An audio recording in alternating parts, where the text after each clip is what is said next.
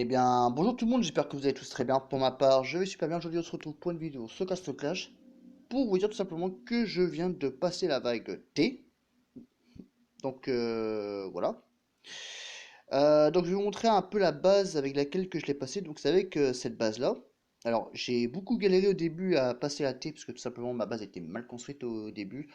J'ai testé plusieurs bases que j'ai fait moi-même en fin de compte, quand j'ai copié sur personne. Et c'est là, c'est bon, quelqu'un qui avait fait un live il y a pas très longtemps sur YouTube.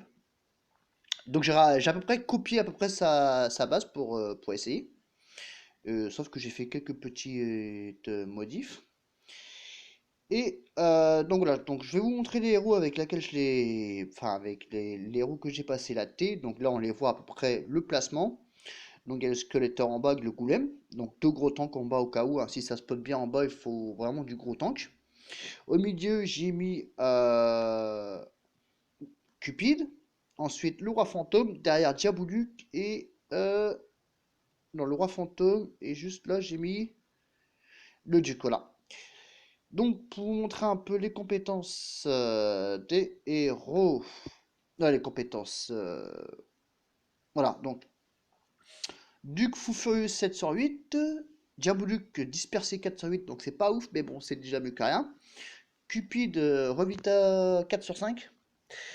Euh, Goulem Rempart 6 sur 8. Skeletor dispersé 6 sur 8 et Roi Fantôme dispersé 7 sur 8. Le Roi Fantôme m'a vraiment bien aidé, hein. C'est vraiment un bon monstre. Il aide vraiment, il tire très vite, il fait quand même pas mal de petits dégâts. En plus, il disperse bien, surtout pour les deux gros Molta à la fin, ça sert vraiment bien pour éviter qu'il proc. Donc ça aide vraiment.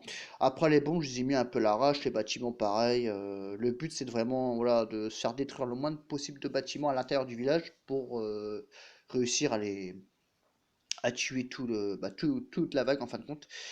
Et au petit passage aussi, alors maintenant je ne sais plus, oui voilà là. Au petit passage aussi, mon démoniste il est niveau 200. Bah, et voilà, 200, il est au maximum pour l'instant, je peux pas l'évoluer parce qu'il me manque une rune de talent que je ne peux pas acheter parce que tout ça. Une rune de talent, une rune d'évolution, parce qu'il me manque quelques gloires.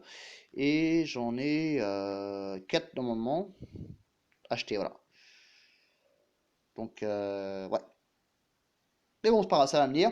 Donc, je pense que d'ici demain ou après-demain, je vais pouvoir attaquer, bah, peut-être pas demain, mais dans 2 3 jours, je pense que je vais pouvoir attaquer l'évolution de mon démoniste. Et j'ai vraiment hâte. C'est vrai que là, j'ai très hâte. Donc là, maintenant.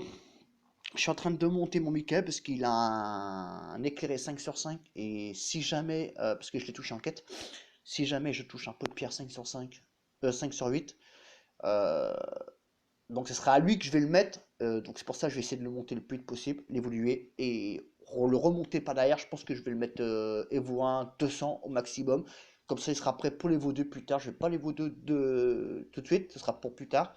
Comme ça, il sera prêt, il sera au niveau max et j'aurai le maximum de bouquins. Enfin, après, je vais voir. Mais je pense que je ferai ça, ouais. Ça, c'est clair parce que là, je vais profiter du éclairé 5 quand même. J'ai pas envie de gaspiller du éclairé 5. C'est la première fois que j'ai éclairé 5. Donc, c'est pour ça. Vaut mieux le rentabiliser. Même si ben, ça retarde un peu mes Evo 2. Mais bon, c'est pas grave, hein. De toute façon, chaque chose a son temps. Donc, voilà. Bah voilà, donc bah, si vous avez des questions, n'hésitez pas hein, dans l'espace commentaire. Voilà, de moment je vous ai tout dit. Après, bon, comme là on peut voir, hein, j'ai pas des trucs, des bâtiments hyper épais, hein, des tours magiques niveau 7. Après voilà, hein, j'ai regardé 5, 4, 2, voilà, c'est pas ouf, hein. Donc en quoi on n'est pas obligé d'avoir les garnisons full 5 pour pouvoir passer la vague T et avoir des bâtiments super épais. Enfin, c'est conseillé, mais c'est juste, voilà, la construction du village et après surtout la chance aussi d'un bon spawn des deux gros Molta parce que moi j'ai eu, en fin de compte, ils ont spawn de chaque côté. Voilà. Mais sauf que j'ai eu la chance, c'est que mon duc il a bien stack dès le début. Donc le premier Molta, je l'ai détruit très vite. Et le deuxième, bon après, voilà, c'était du gâteau quoi. Clairement, c'était du gâteau quoi. Donc voilà, comme d'habitude, si vous avez aimé la vidéo, n'hésitez pas à lâcher un petit like, ça fait toujours plaisir de vous abonner, de la partager, et je vous dis à plus pour une prochaine vidéo. Bye tout le monde.